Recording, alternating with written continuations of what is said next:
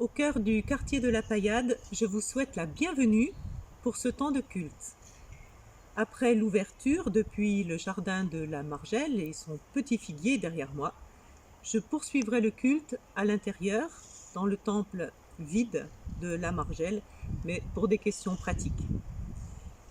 Mais aujourd'hui, ce temps que Dieu nous invite à mettre à part, il est dans chacune de nos maisons.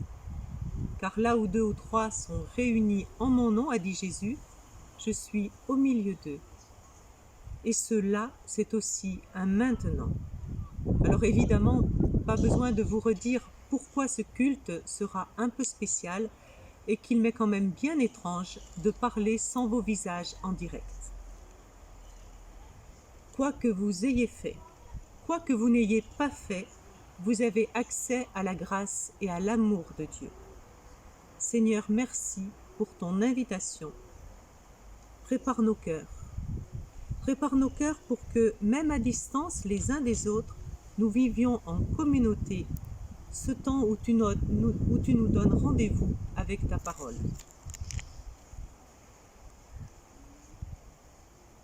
Seigneur, depuis l'aube des temps tu es, et ton nom passe dans notre histoire comme passe la source au désert. Depuis l'aube des temps tu es, et ton nom résonne de 1000 noms au creux de nos vies. Et pour aujourd'hui, nom d'avenir quand demain se dérobe. Ton nom, chaque jour, nous invente un chemin. Béni sois-tu. Et maintenant, nous allons chanter dans le psaume 81 les strophes 1, 3 et 4.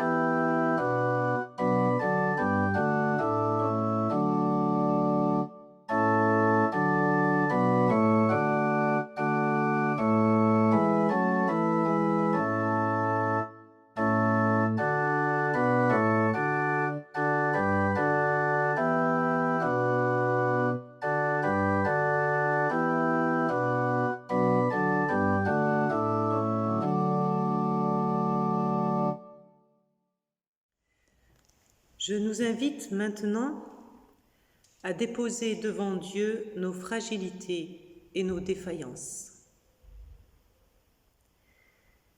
Seigneur notre Dieu, trop souvent, trop longtemps, nous avons voulu maîtriser le temps et nous avons perdu la destination. Trop souvent, trop longtemps, nous avons grandi en connaissance et perdu l'intelligence. Nous avons détourné nos compétences des sentiers de justice. Trop souvent, trop longtemps, nous avons perdu ton souffle dans nos souffles et nos vies sont devenues images seulement. Seigneur, viens à notre secours, redresse nos vies.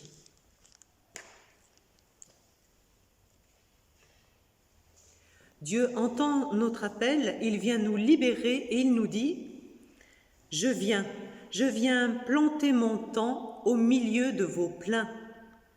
Au milieu de vos illusions, je pose ma lumière comme une question. J'écarte vos peurs par mon souffle pour vous donner résistance. Je mets ma splendeur dans vos fragilités car je vous attends et je vous espère. Pour le chant nouveau du monde, dit Dieu. » Et nous allons chanter la première strophe du cantique d'après Dietrich Bonhoeffer, Sur nous merveilles. Je vous propose d'écouter une première fois la mélodie et puis de le chanter à la reprise.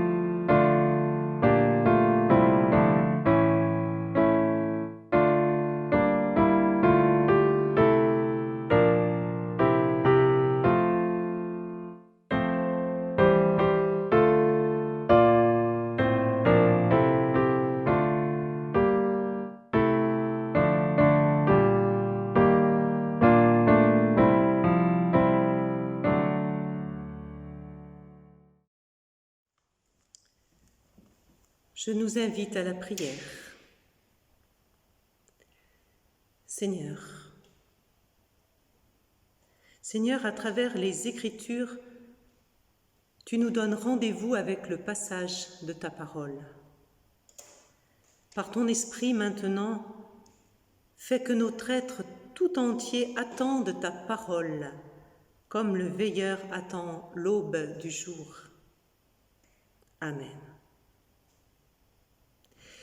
Pour cette pause culte, je vous propose de visiter ces paroles de Jésus dans l'Évangile de Marc.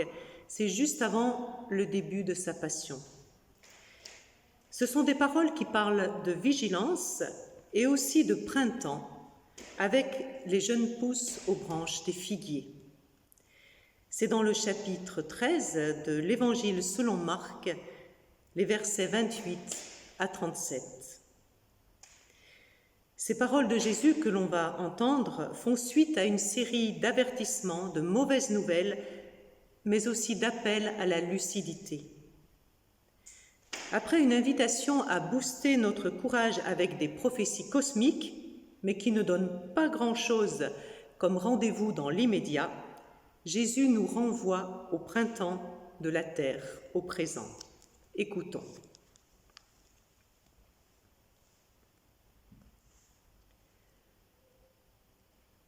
Laissez-vous instruire par la parabole tirée du figuier. Dès que ses branches deviennent tendres et que les feuilles poussent, vous savez que l'été est proche. De même, vous aussi, quand vous verrez ces choses arriver, sachez qu'il est proche, aux portes. Amen, je vous le dis, cette génération ne passera pas que tout cela n'arrive. Le ciel et la terre passeront, mais mes paroles ne passeront pas.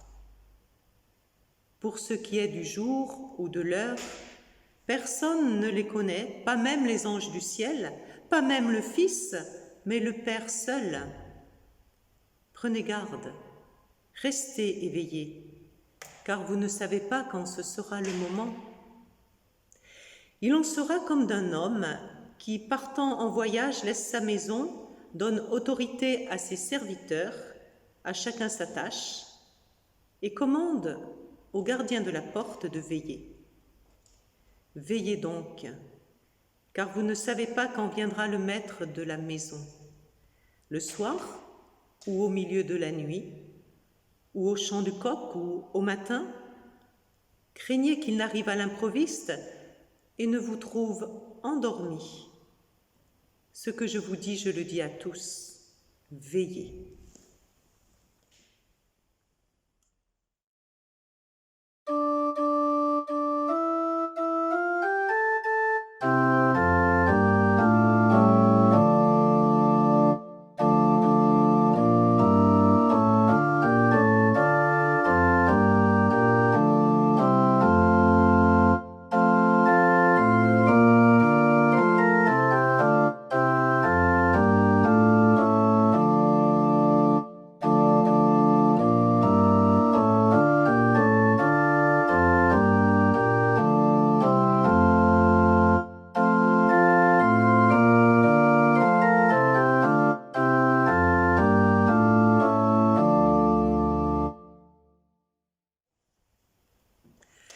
N'étant pas née dans une région de figuiers, depuis que j'ai découvert cette saison où leurs feuilles poussent et s'ouvrent comme de petites mains vertes tendues vers le ciel, je guette ce temps.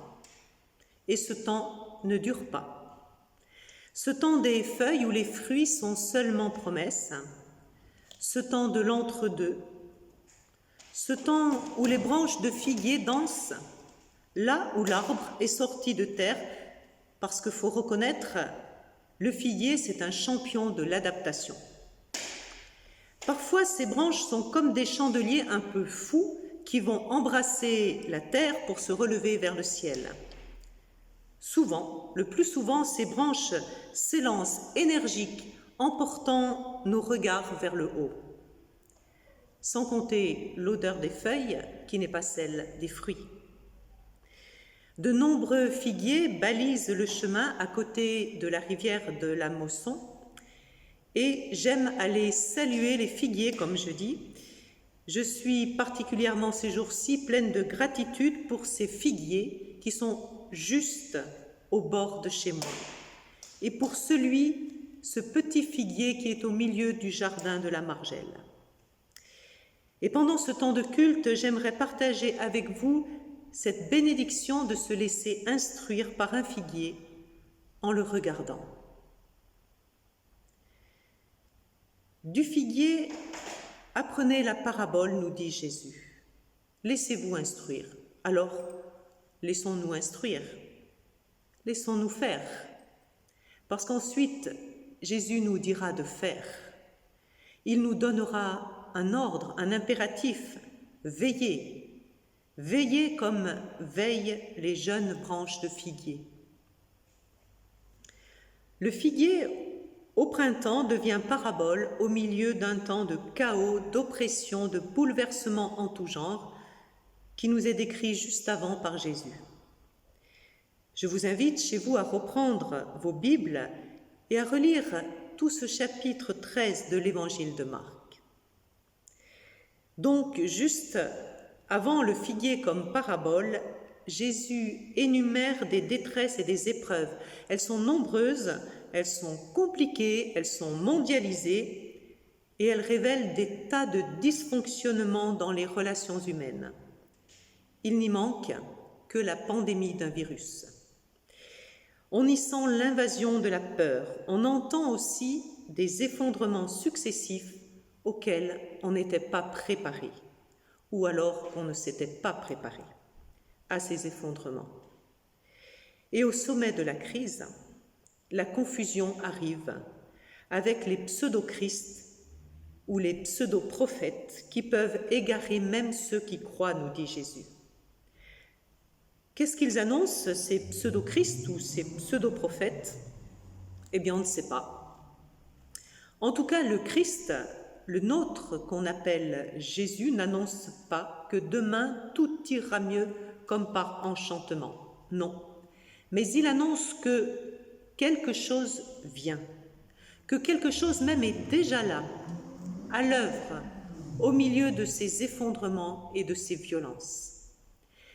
Il dit que d'abord, il faut que la bonne nouvelle de l'Évangile soit proclamée à toutes les nations, qu'elle soit proclamée en parole et en acte comme parole. Et j'entends dans ce d'abord, pas une question de temps, mais une question d'importance, de ce qui prend de l'importance, de ce qui ressortira de tout cela. Jésus dit surtout que toutes ces détresses ne sont pas une fin, mais un début douloureux comme les contractions d'un accouchement qui n'est pas sous anesthésie, mais comme un accouchement. Il n'y a pas de retour en arrière possible. Et c'est pour aller vers la vie, une vie bien sûr encore inconnue, parce que c'est le propre de toute naissance. Et la douleur de l'enfantement n'est pas pour rien. Certainement pas. En reprenant les images d'anciennes prophéties, Jésus nous dit donc que l'effondrement n'est pas la fin, mais un commencement, comme une nouvelle création, ou plutôt comme une résurrection, qui par définition, une résurrection, ce n'est pas un retour en arrière, mais c'est l'irruption du nouveau après une rupture. Évidemment, on ne peut pas imaginer ce nouveau qui advient, pas plus qu'un enfant qui vient au monde ne peut imaginer sa vie devant lui, et puis ses parents pas davantage. Avant d'en venir à sa parole comme racine, Jésus nous donne l'exemple du figuier, quasi comme une posture à adopter pour ce temps. Ce temps d'entre-deux, où ce qui a été ne sera plus, où ce qui vient n'est pas encore là, et ce qui est là est difficile. Le figuier s'adapte à des terrains très différents. Il se plante bien, et puis il dresse ses jeunes pousses vers le ciel. Et à cause de cela, le figuier peut donc être symbole d'une espérance qui sait s'adapter et qui sait se fortifier en toutes circonstances. Une espérance que je dirais increvable, coriace, obstinée. Quand nous sommes accablés, regardons un figuier au printemps, ou imaginons-le si on n'en a pas sous les yeux, ou alors si ce n'est plus la saison. Et le printemps, c'est justement aujourd'hui, maintenant. Dans ce temps de crise mondiale sous coronavirus, c'est justement le temps des jeunes feuilles aux branches des figuiers. C'est le temps d'un entre-deux. Et Jésus ne va pas plus loin. Juste, il nous appelle à veiller pour ce temps de l'entre-deux, où l'on ne peut plus revenir en arrière et où c'est inutile de courir en avant. Les feuilles tendres du figuier ne disent pas grand-chose, seulement que l'été va venir avec des fruits. Et Jésus nous appelle à vivre intensément ce temps de la promesse et de la promesse seulement. Par expérience, et on a sûrement raison, on se méfie des promesses parce qu'en général, elles déçoivent. À supposer que ceux qui ont promis étaient sincères, souvent ils ont voulu se croire plus puissants que leur capacité, ou plus puissants simplement que la réalité. Trop souvent d'ailleurs, je crois qu'on confond le vœu avec la promesse. Un vœu, ce n'est pas une promesse, même un vœu sincère. Une promesse engage, et pas seulement celui ou celle qui la reçoit, mais une promesse engage aussi celui ou celle qui la donne. Dans la Bible, le vœu est une initiative de l'humain et peut aussi le mettre en danger. Il y a même dans la Bible des tas d'avertissements pour ne pas utiliser le vœu n'importe comment, et si possible ne pas l'utiliser du tout. Mais la promesse, c'est autre chose. Dans la Bible, la promesse est initiative de Dieu. Et c'est d'abord, et c'est avant tout, c'est d'abord et c'est malgré tout un engagement de sa présence. Dieu, le vivant, vient nous saisir là où l'on en est. Et il fait avec ce que nous sommes pour ouvrir, pour tracer un chemin d'avenir, pour le dégager ou pour le redresser quand nécessaire. Les exemples sont multiples dans la Bible, au moins depuis Abraham jusqu'aux disciples d'Emmaüs. Dans la langue coréenne, le mot promesse contient le mot rendez-vous. Et c'est bien de cela dont il s'agit dans la Bible, un rendez-vous. Un rendez-vous qu'on ne peut ni connaître, ni programmer parce qu'il ne nous appartient pas, mais un rendez-vous qu'on ne doit pas redouter. Dans la Bible, les exemples sont aussi nombreux où Dieu a donné rendez-vous à un homme ou à un peuple. Ce n'était pas forcément facile, parfois même ce fut déroutant, mais c'était toujours pour la justice et la libération de la vie. En attendant, le rendez-vous, s'adapter, ni se résigner, ni extrapoler. Et Jésus nous donne un outil d'adaptation et même un seul, sa parole. Si on était des figuiers, sa parole serait la sève. Sa parole pour pouvoir veiller parce qu'il nous donne rendez-vous aussi sûrement qu'un jour on va sortir du confinement, mais aussi sûrement qu'on ne peut rien projeter en événement sur le futur. On est seulement appelé à préparer notre énergie, notre réflexion et notre courage pour ce qui vient et pour agir dans ce qui vient. Se préparer s'appelle veiller, et ça ne se fait pas, nous dit Jésus, par des gestes héroïques, mais par des gestes quotidiens, comme s'occuper d'une maison. C'est cela veiller, nous dit Jésus, s'occuper de la maison, de là où on habite, sachant qu'on n'est pas les maîtres du lieu. Veiller, ce n'est pas du stress, c'est faire confiance et faire ce qui est à faire. D'après l'exemple de l'Évangile, l'exemple du maître qui part en voyage en confiant sa maison aux bons soins de ses serviteurs, c'est un exemple qui fait parabole, je crois, autant que le figuier. Veiller, c'est une action modeste. Veiller, c'est prendre soin de la maison, et c'est d'abord une façon de vivre et de travailler en équipe, à chacun sa tâche. Et donc, ça va de soi. La tâche du gardien de la porte, c'est de veiller. Pas de verrou, mais de la vigilance. Pas de crispation, mais de l'attention. En fait, chacun participe à la veille, à sa façon. Le gardien de la porte peut veiller parce que les autres, à l'intérieur de la maison, s'occupent de maintenir le circuit de la vie.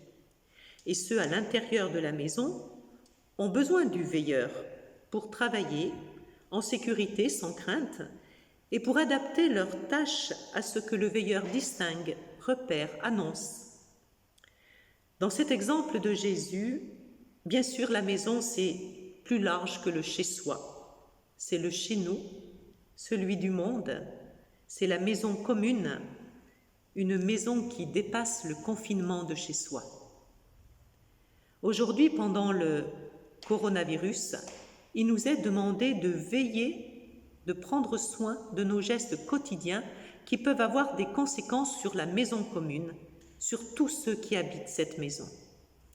Mais avant le coronavirus, c'était déjà l'appel de quelques veilleurs quand ils disaient que nos gestes quotidiens ont des conséquences dans la maison commune, y compris au bout de la terre, que l'économie locale a des conséquences sur l'économie globale et la mondialisation a des impacts sur le local. Aujourd'hui, ça devient palpable. Les veilleurs l'avaient dit, maintenant on se réveille. Tous ensemble, on se réveille dans la même fragilité, auprès comme au loin.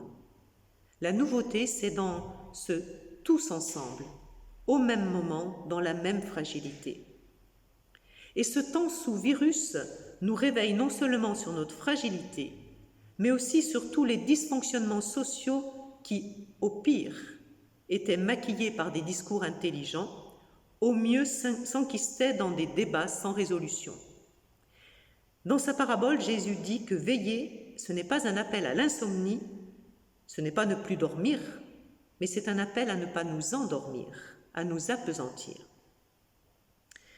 Je ne sais pas jusqu'où faut créditer ces paroles de Jésus quand il dit « Cette génération ne passera pas que tout cela n'arrive.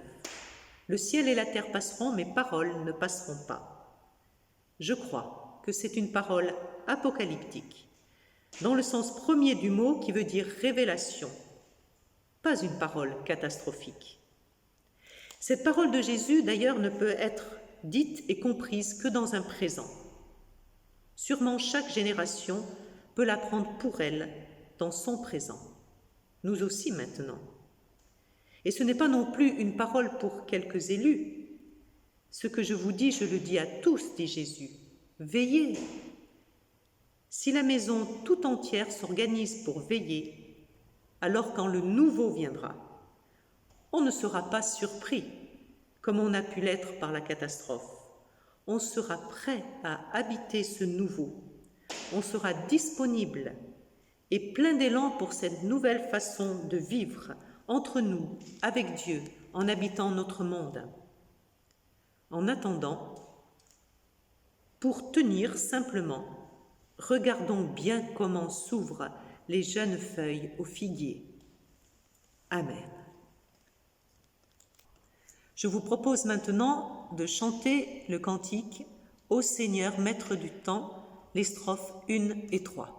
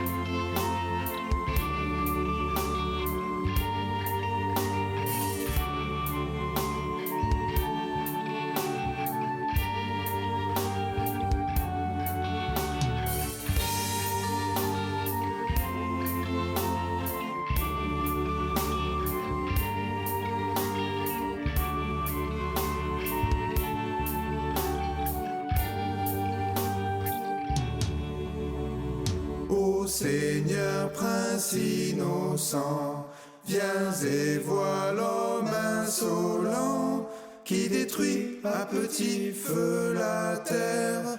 Mais qu'a-t-il fait de ses frères? Chaque jour mille merveilles éblouissent les anxieux. Apprends-nous à reprendre la veille, le combat mélodieux.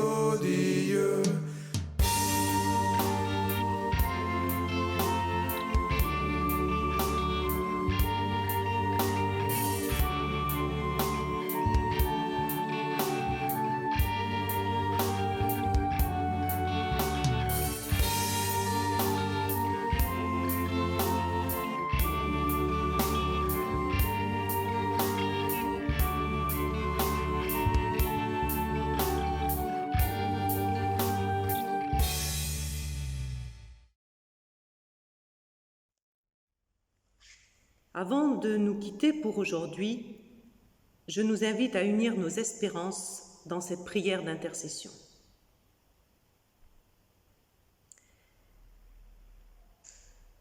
Seigneur, apprends-nous à aimer le ciel pour que nous reste la terre. Enseigne-nous à les garder ensemble, à mettre autant de force dans notre foi que dans notre intelligence, à nous investir autant dans notre prière que dans notre action. Seigneur, permets-nous de voir ce monde dans ta perspective, de reconnaître la fragilité de notre vie et de tout ce qui nous paraît important. Accorde-nous d'apprécier les gestes d'amour et de fraternité souvent cachés. Donne-nous la force de dénoncer les paroles vides et les promesses mensongères et la force d'être solidaires de celles et ceux qui souffrent de l'injustice. Seigneur, ouvre nos yeux pour qu'ils aient ton regard, non seulement pour photographier ce qui est, mais pour découvrir aussi ce qui est possible, non seulement pour regarder, mais aussi pour mettre en mouvement, non seulement pour suivre les événements, mais pour les voir venir. Seigneur, apprends-nous à aimer le ciel pour que nous reste la terre, et enseigne-nous, Seigneur, à les regarder ensemble. Et nous unissons nos voix pour dire « Notre Père, qui es aux cieux, que ton nom soit sanctifié, que ton règne vienne, que ta volonté soit faite sur la terre comme au ciel. Donne-nous aujourd'hui notre pain de ce jour, pardonne-nous nos offenses comme nous pardonnons à ceux qui nous ont offensés. Ne nous laisse pas entrer en tentation, mais délivre-nous du mal, car c'est à toi qu'appartiennent le règne, la puissance et la gloire, au siècle des siècles. Amen. À la fin de notre culte, rendons grâce à Dieu et recevons sa bénédiction. Pour tout ce que Dieu peut faire en nous, pour tout ce que Dieu peut faire sans nous, rendons grâce à Dieu. Pour tous ceux et celles en qui Christ vivait avant nous, pour tous ceux et celles en qui Christ vit à côté de nous, rendons grâce à Dieu. Dieu, le Dieu de tendresse, qui a levé Jésus d'entre les morts, fait lever en nous ce qui est mort et nous conduit à la vie. Allons dans sa paix.